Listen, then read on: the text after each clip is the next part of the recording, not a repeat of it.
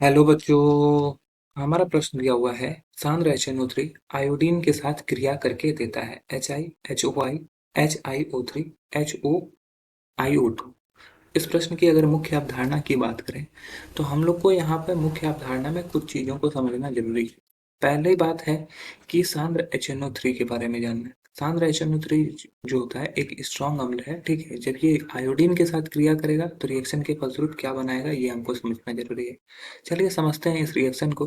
I2 जब HNO3 के साथ रिएक्ट करता है तो रिएक्शन करने के फलस्वरूप ये बनाता है HiO3। आयोडिक अम्ल बोलते हैं इसको, ठीक है। HiO3 साथ में बनता है NO2 गैस, मतलब कि नाइट्रोजन डाइऑक्साइड, और साथ में बनता है जेल, ठीक है।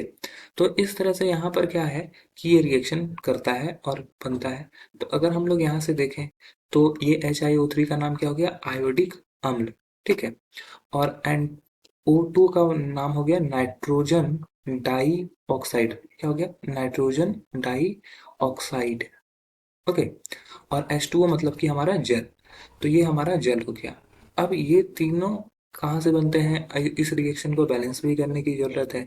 तो अगर यहाँ I2 से HNO3 से रिएक्शन करेगा तो आयोडीन से, देखो आयोडीन को बैलेंस करने के लिए यहाँ पे 2HiO3 कर देते हैं, ठीक है।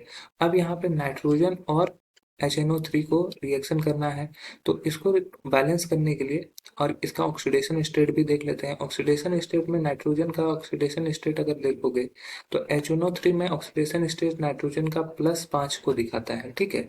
जबकि NO2 में अगर देखोगे तो नाइट्रोजन का ऑक्सीडेशन स्टेट जो होता है वो +4 का दिखाता है, ठीक है। इस चीज को बैलेंस करने के लिए हम लोग क्या करते हैं कि 10 से गुना कर देते हैं, ठीक है। 10 से अगर गुना करते हैं और 10 NO2 भी लाते हैं तो यहाँ पर रिएक्शन को होता है ज़्यादातर बैलेंस हो जाता है। अब यहाँ पर बैलेंस जो सिर्फ नहीं है वो है हाइड्रोजन तथा ऑक्सीजन, अन्य चीजें बैलेंस हो जाती है। I2 इधर भी है, I2 इधर भी है, ठीक है।